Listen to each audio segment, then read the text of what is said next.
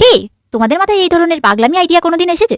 কয়দিন আগে আমাদের বাড়ির উপরে আমি হাজির শুয়োপোকা ধরতে। এত বড় যুদ্ধের জন্য পরে নিয়েছি আমার ভাইয়ের বড় বড় জুতো, আর মাথায় লাগিয়েছি একটা ওড়না। আর আমি যেখানে, আমার বাহন তো সেখানে। এই সেই স্কেলটা যেটাকে আমি সেদিন দেখিয়েছিলাম। আর আমার ঠাকুমার কাছ থেকে অনেক কষ্টে ঝেপে এনেছি এই জারটা। আর এই সেই জাদুই চিমটে, যেটা দিয়ে আমি শুয়োপোকাগুলোকে টপ টপ ধরবো আর এই জারে একটা একটা করে ভরবো। এসে দেখি গাছ এবং নিচের এরিয়ার একই অবস্থা, চারদিক পাতা ও পেয়ারাতে ভর্তি। আর এই সেই গাছ, এখানে লুকিয়ে আছে শুয়োপোকাগুলো।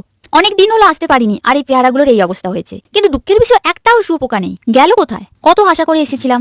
তাই এসেছি যখন একটা কাজের কাজ করি। আসলে এখানকার শুয়োপোকাগুলো 2-3 দিন আগে আমার বাড়ির নিচে গিয়েছিল। আর নিচে যেহেতু রান্নাঘর, খাওয়ার জায়গা, তো সেখানে ছিল, খাওয়ারে পড়তে পারে, তাই বাড়ির সবাই মেরে ফেলেছে, একটাকেও বাঁচাতে পারিনি। আর এই পোকাগুলো অনেক বড় লম্বা, আর কি ভয়ঙ্কর দেখতে। আমার মা বলে যত ভয়ঙ্কর দেখতে শুয়োপোকা হয়, সে নাকি তত সুন্দর প্রজাপতি হয়। তাই ভেবেছিলাম পোকাগুলোকে বাঁচিয়ে ফেলবো, না হলে সবগুলো হয়তো এইভাবেই মারা যাবে। আর যখন প্রজাপতি হয়ে যাবে, এই সুন্দর আকাশে মুক্ত করে দেবো। দেখা হচ্ছে কালকে।